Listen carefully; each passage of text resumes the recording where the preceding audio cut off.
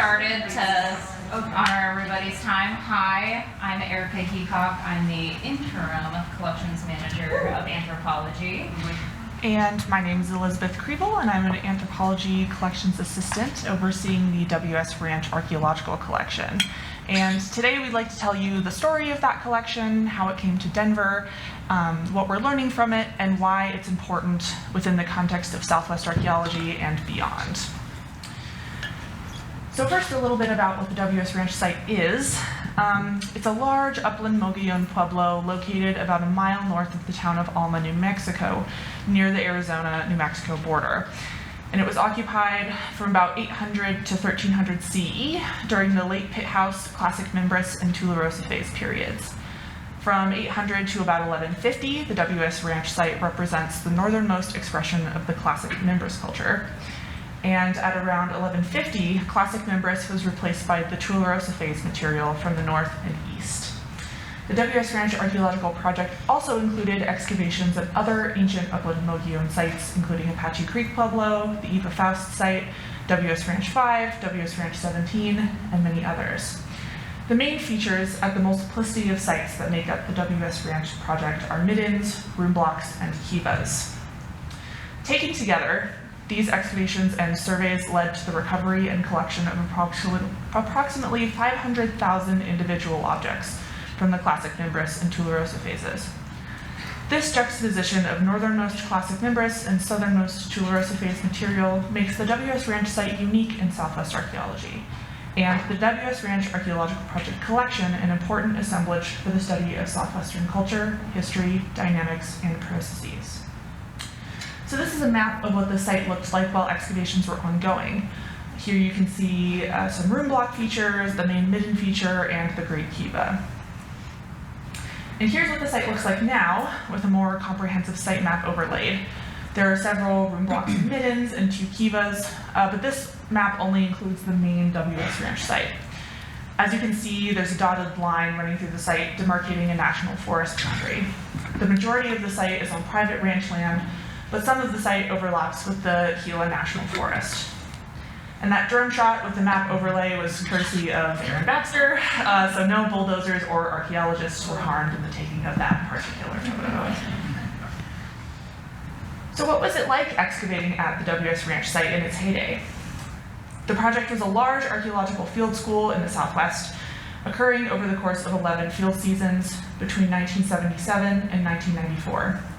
The primary investigator at the site was Dr. James Neely out of the University of Texas at Austin.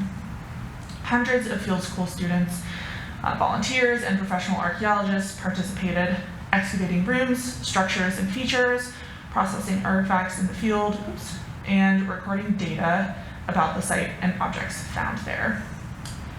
In the archives related to the WS Ranch Archaeological Project, we find documentation of these on-site activities. Here on the left, you can see one of the graduate students who participated in the project washing pottery in a story written up in a New Mexico newspaper. On the right is an example of the field notes a student took in 1978. And this particular page discusses the excavation progress on room blocks A and B, as well as midden B. Once all of the archaeological material was excavated over the course of 11 years, it was shipped back to the University of Texas at Austin, where Dr. Neely taught. There, it came under the care of the University of Texas at Austin's Texas Archaeological Research Laboratory, which I will be referring to as TARL from here forward. Oops.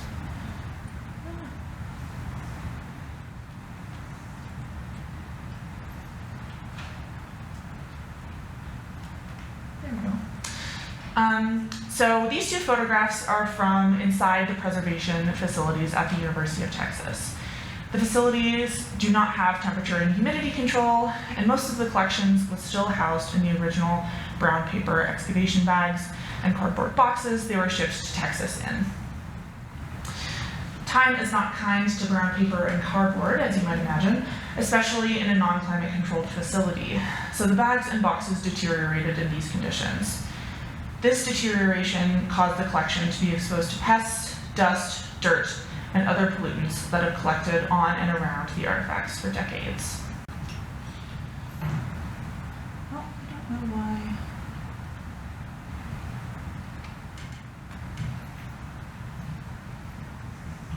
Hold on. Sorry, y'all.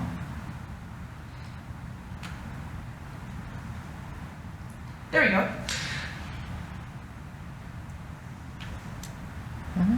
Here we go. Additionally, there was never a comprehensive site report written up for WS Ranch.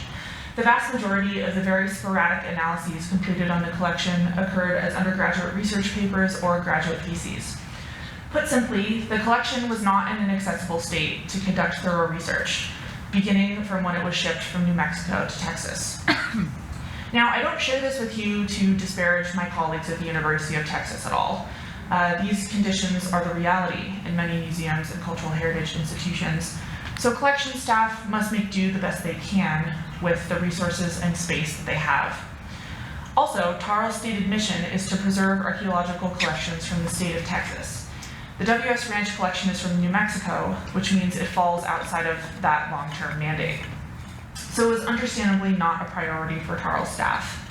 However, staff at both the University of Texas and DMNS recognized that this collection needs better housing and physical organization.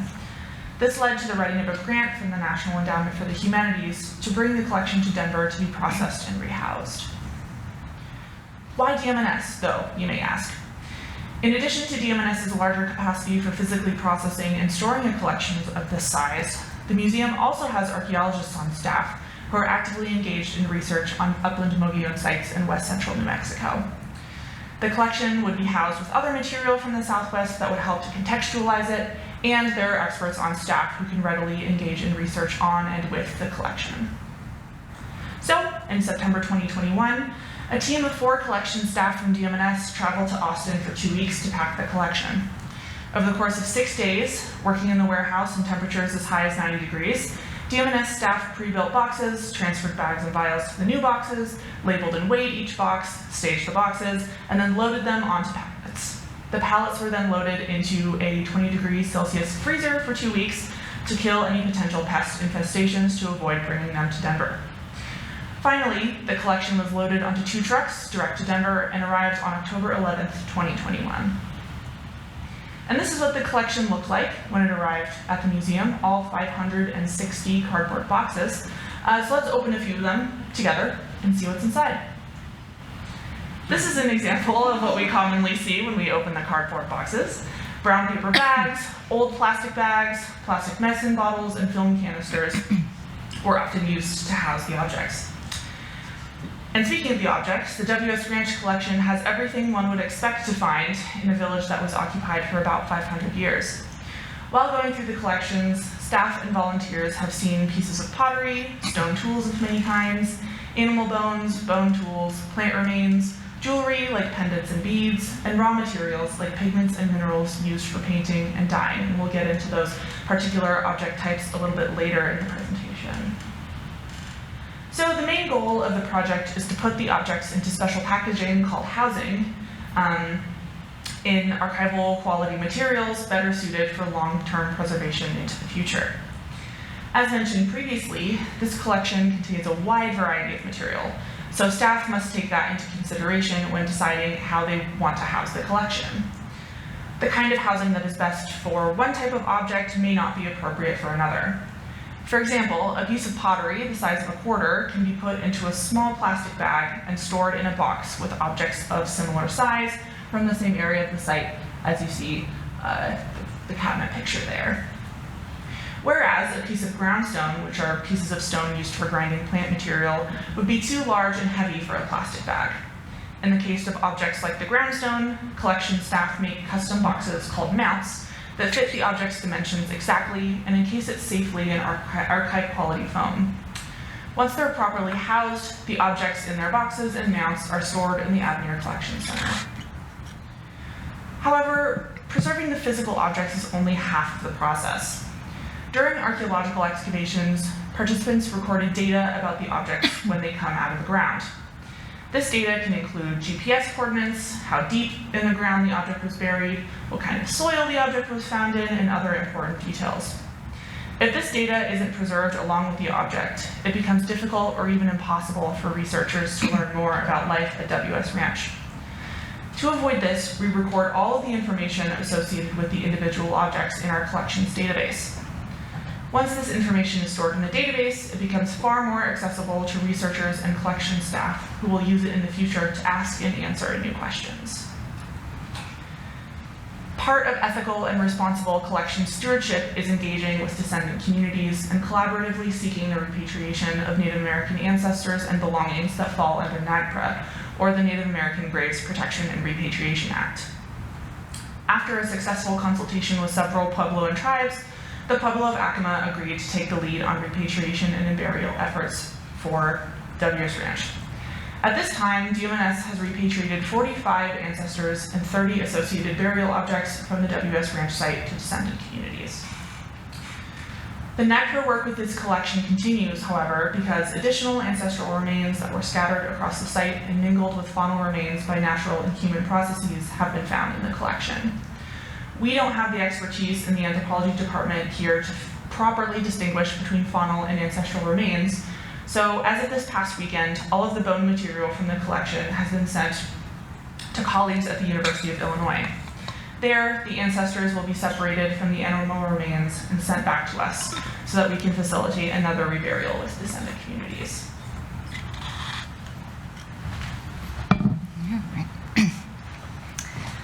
All right, so studying the artifacts and combining all the information reconstructs what life was like for people who called this site home.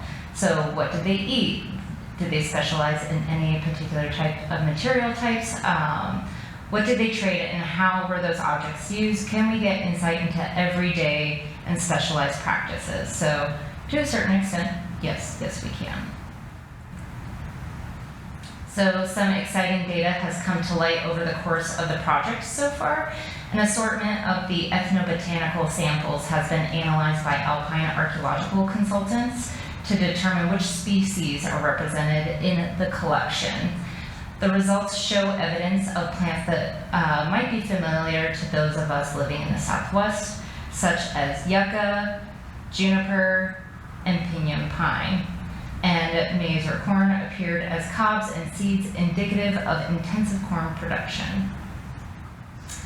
While shell analysis has just begun, several studies of other Mogollon sites have been conducted with likely the same conclusions. So the Heacock, which you can see here on the map, people who resided in southern Arizona around the same time, precisely around the Tucson and Phoenix basins, were likely trading shell with the Mogollon. The Heacock were known for their shell products with common forms such as bracelets, disc beads, and pendants. And while the WS Ranch shell has been rehoused, we are finding we're finding them in a variety of contexts and analyze the shell in similar to those that are found at the other Mogollon sites. So we're finding bracelet fragments, which are most common, with some of them being reworked, likely into pendants as shown above. As analysis continues, the context of these objects will reveal possibly intentional use of shell in potential ritual-like behavior, and this would include placing fragments within the roof of the kiva, being plastered behind the walls of pit houses, below floors, or in post holes. So stay tuned to see what we find. Personally, I'm curious how the data shakes out compared to a site not too far away that I analyzed for my master's thesis, the Harris site. I would like to compare WS Ranch to this site and the other comparative sites that I used in my thesis to see if the patterns that I found at Harris continue, which again are kind of those construction-related context deposits, high status burials that contain shell, restricted use of species, and increased diversity in artifact forms and genera throughout time. So, and additionally, there are other high-valued objects such as pigments or crystals. So I'll be curious what these, where these objects come from in the various contexts at the WS Ranch site. DMNS has partnered once again with the University of Illinois, so Dr. Kate Bishop, to help analyze the faunal remains. So Dr. Bishop will use this site to teach her students all about zooarchaeology, or the study of animal remains in archaeological contexts. From this, we can determine how many lammermoors or bunnies were eaten, what bones were used for tools like awls, and were there any animal remains used ceremonially. And interestingly enough, within Mid-and-Sea, a bear jawbone was found, so that's very intriguing. An example of a question that has been formulating among staff is regarding obsidian sourcing at WS Ranch. Obsidian was a popular and useful type of stone for making tools like projectile points, and the WS Ranch collection contains significant amounts. Obsidian can tell us exactly where it originated from. Obsidian is a glass that is a volcanic glass that is found in various places called sources. Each place, often places where volcanoes have erupted. So each source has a unique chemical signature. By using X-ray fluorescence, we can match an artifact found at WS Ranch to a known obsidian source. So this can tell us how far people traveled to gather and trade for obsidian. The data we have from previous tests run by WS Ranch project staff at Tarl indicates that WS Ranch obsidian came from two main sources. So WS Ranch is represented by the red star on the map, and the first source is Mule Creek down near the bottom, and the second source is Gwin Canyon. So both very close to the WS Ranch Pueblo, as you can see. Based on the current data we have, folks at WS Ranch weren't traveling very far to get their obsidian, but redoing the analysis and then broadening our sample size might yield different or new results. Groundstone can indicate what they were eating as well. So currently, our Archaeobotany lab in the Natural History Museum of Utah is analyzing several pieces of groundstone for starches. This is being done by Dr. Lauterbach, who is analyzing the groundstone and states, plant remains found in archaeological sites provide clues to local resources and past climates that help define human dietary patterns through time. This allows Lauterbach to explore how people coped with environmental change. She is examining the supply, harvest, processing, and energetic returns of plant and animal resources from natural ecosystems. Starch granule analysis has become critical to understanding human diets from archaeological contexts, especially when determining the contributions of geophytes, which is plants with edible underground tubers, bulbs, rhizomes, and roots. So, yay, potatoes. I had to put a Lord of the Rings reference. Groundstone, besides monos and metates, include bowls for grinding non-food related items such as pigments. They created them into pipes or stone beads or pendants. And we have found a variety of ceramics from the site, including reconstructed vessels to small sherds. Some are corrugated, like you see in the upper right-hand corner, that may have been used for cooking or everyday tasks, versus the painted pottery, such as the Members Black on White bowl that you can see below that may have been used for perhaps special occasions or trade. Ceramics can show trade patterns, illuminate burial practices, demonstrate local ceramic traditions, and also be an indicator when determining the age of the site. Changes in the style and association with different strata or layers of dirt help us determine the age of the site.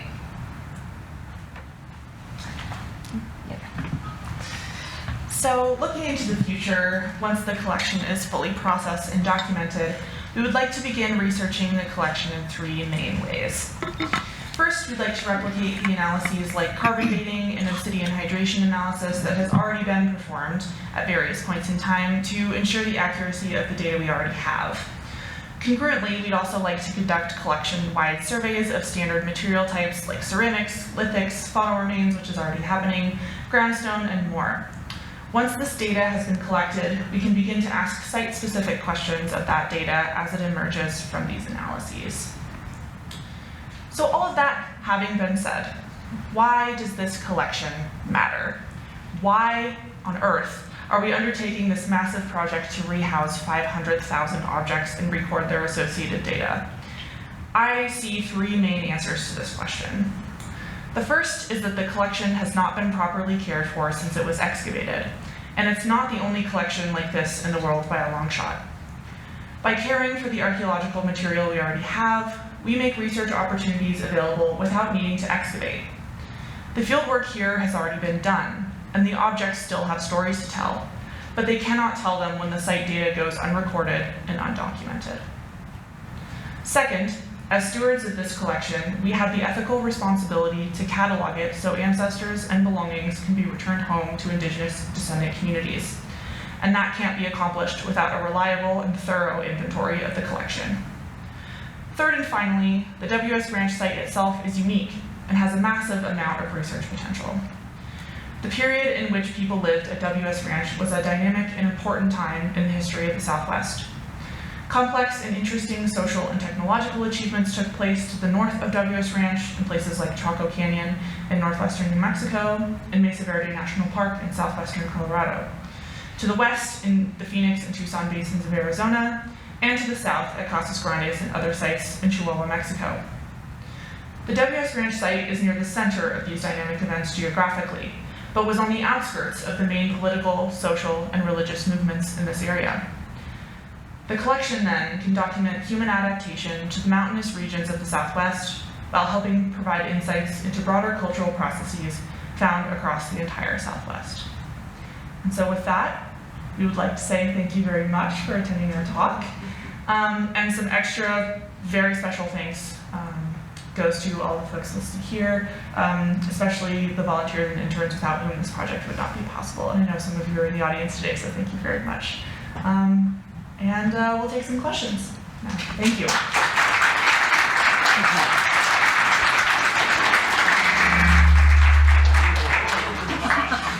We have the cube.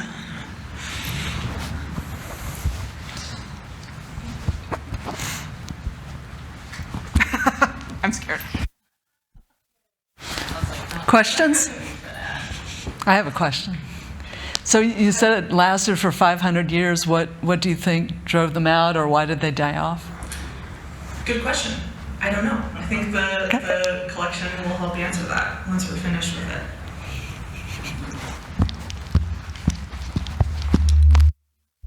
Okay. What has been the biggest challenge for you guys working on a project so big and so broad, to say the least? Yeah, no, that's a good question. I think, Erika, you can also give your perspective. Personally, I think the fact that it came to us with no real inventory to speak of, which means every time we opened a cardboard box, it was pretty much a complete surprise as to what was in it. So just having to be very flexible and adaptable within that small unit of cardboard box, I think has been the hardest, but also most fruitful challenge. This collection has taught me a lot. Yeah, probably just the mixture of things, especially when we're trying to ensure that we're all the ancestral remains and all the associated objects that do that process. So, but it's a consistent thing amongst legacy collections that happen at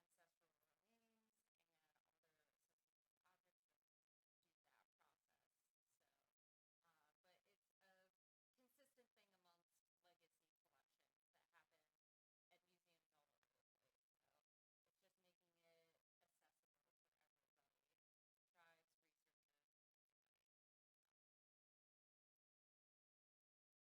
everybody. Questions? No.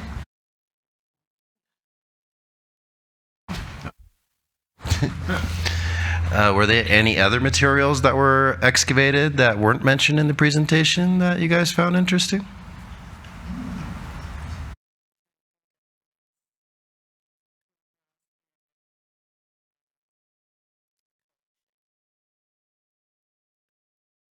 No woven basket material.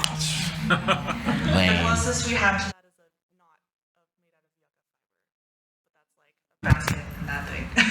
Well, I mean, it's a woven material. Yeah, cool. I will say that one thing I think we intentionally left out was the magnitude of soil samples that were gathered at the site. There is so much dirt that we have to take from one bag and put into another bag. And I think that's our personal bias at this point, that we didn't include it in the presentation. Mind blown from that subject. Yeah, exactly. Other questions? You get Tiffany and then you. I think you said you had about 500,000 objects, is that right? Yes. Okay, so approximately how long have you been working on them in here, and about how long has it taken so far to organize about how many numbers of samples? Sure. So the project has passed hands as far as my position. I'm the second person to take it on. So my predecessor started in January of 2022, and then I came on in July of 2022, so essentially since January of last year. So it's been a year and a half plus. And so far we are a little over halfway through, so there's still a lot to do. I don't have a number for you as far as how much. I tried to figure it out, but Emu was thwarting me. So. I just have a question more broadly about the site itself. So you said there was a national forest line running through it, and excavation ended like 30 years ago. So how is a site like that safely and appropriately wrapped up? Like, how do we recover it or not? And how does that line between private and public property sort of change the way we talk about where it is, or if we don't talk about where it is, or how we do that in respect to the folks who it really belongs to? Yeah, that is a fantastic question, and two very. Thank you. So I'll tackle the how do you button up an archaeological site first, and usually what that means is you backfill the site with something like the bulldozer that you saw in the facility archives photo that I put up. So you basically just fill the site back in, which you saw in the photo of what it looks like now. I think that drone footage was taken within the past year. So it really just looks like a hill now. If you didn't know there was archaeology there, you wouldn't really be the wiser.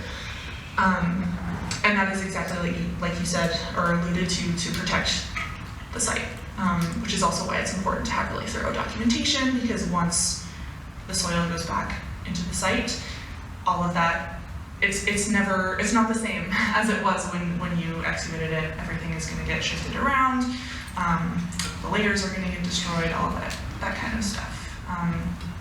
Then to move on to your second question, the private versus public land issue is something that we actively have to control for, I guess, when processing the collection.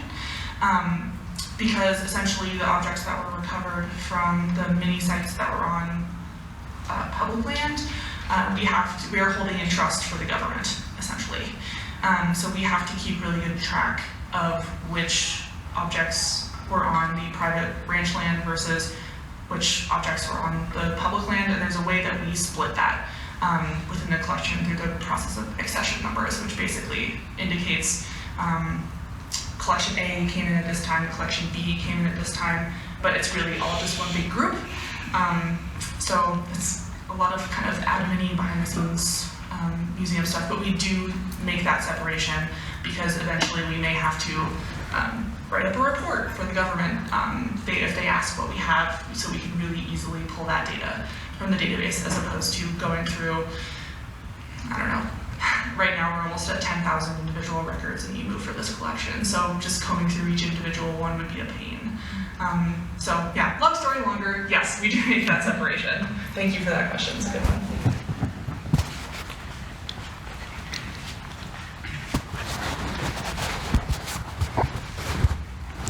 My question is about the zooarchaeological analysis. Mainly, what do you learn so far from it? Like, what types of taxa they were like frequently praying? And the second thing is, like, can you just tell us a little bit about the bone tool? Why they were using bone tool? Like, there is other technological aspects, and yeah. Sure. So the zooarchaeological analysis hasn't even really started yet. The material just got to the university where it's going to be analyzed. So we don't have official data on that, but from what little zooarchaeological training I personally have, I've seen a lot of deer, a lot of rabbits. There's some fish in there, which is pretty cool. What else? Oh yeah, and then tangentially, not bone related, but lots of shell, both aquatic shell and bird egg shell. So yeah, there's also lots of turkey there. So native fauna to the area. And then as far as the bone tool question, that's a good one. I don't know why specifically bone. Do you have any insight on that? So awls were made for punching through if you're working material, and then sometimes they're made into scrapers. Stone tools can also be used for that. So they used it for just creating a lot of other types of material as well. So in the general broad spectrum of things. Other questions? Oh.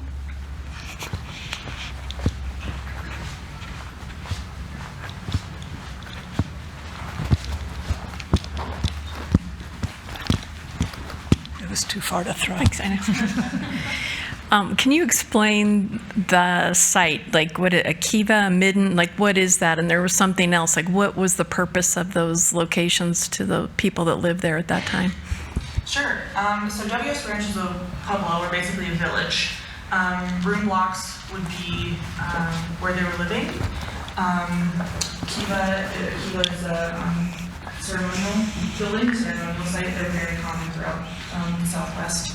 And then a midden, to put it a little bit unscientifically, it's a trash heap, but it's a treasure trove for archaeologists, because what people were using in their everyday life would just go into this convenient pile that we can then excavate and figure out what sorts of things they were using. So all of these would be the trappings of everyday life in the Southwest of people living at these village sites.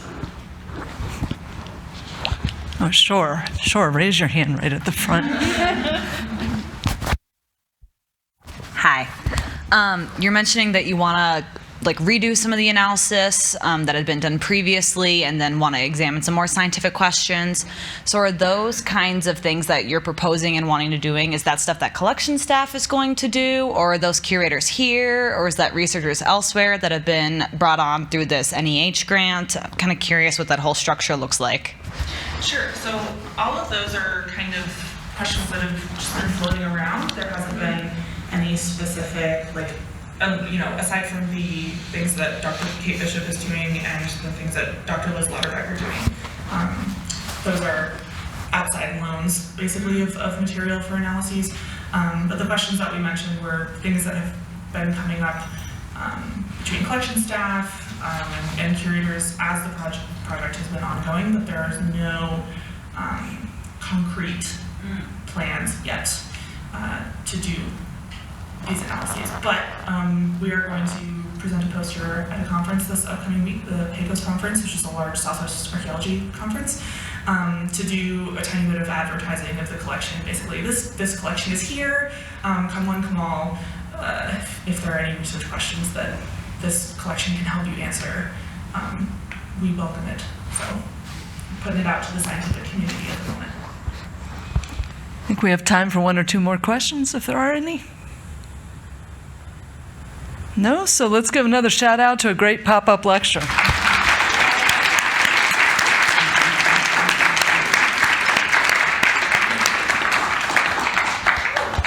Thanks, everybody. Feel free to come up if you do have questions.